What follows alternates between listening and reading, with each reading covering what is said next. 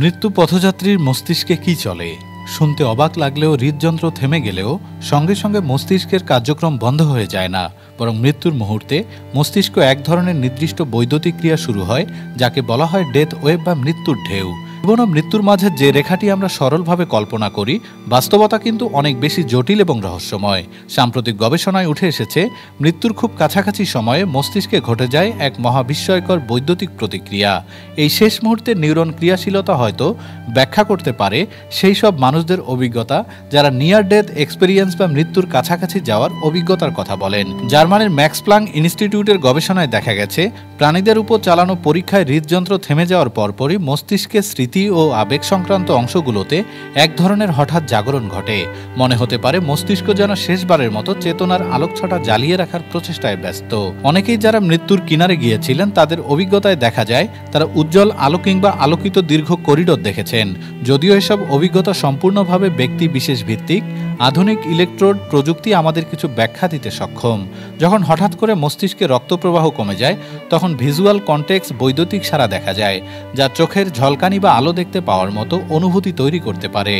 যুক্তরাষ্ট্রের লুইসভিল বিশ্ববিদ্যালয়ের গবেষক ডক্টর আজমল জেমার মনে করেন, মৃত্যুর পূর্ব মুহূর্তের এই বৈদ্যুতিক বিস্ফোরণই হতে পারে সেই আলো বা টানেলের দৃশ্যের পেছনের কারণ। এটি যেন মস্তিষ্কের শেষ আতশবাজি বিদায়ের আগের এক বিস্ময়কর বিদ্যুৎ ছটা।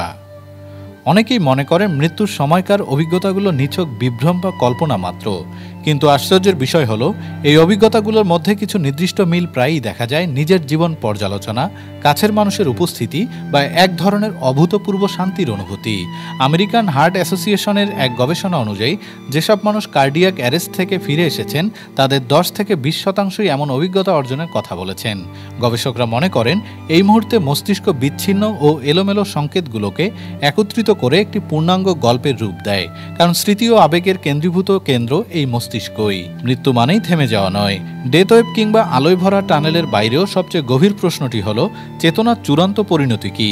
নিউরনের কার্যকলাপ থেমে যাওয়ার সঙ্গে সঙ্গে থেটা ওয়েভ সহ অন্যান্য মস্তিষ্ক তরঙ্গগুলো ধীরে ধীরে নিঃশেষ হয়ে যায়। এক সময় নেমে আসে সম্পূর্ণ নিস্তব্ধতা। তবুও এই অন্তিম মুহূর্তের কার্যকলাপ আমাদের মনে করিয়ে দেয়, মৃত্যু মানেই তাৎক্ষণিক স্তব্ধতা নয়, এটি একটি ধীরে আসা জটিল এবং বিস্ময়কর পরিসমাপ্তি। বিজ্ঞান এখানেই থেমে নেই, এখনও অনেক কিছুই জানার বাকি।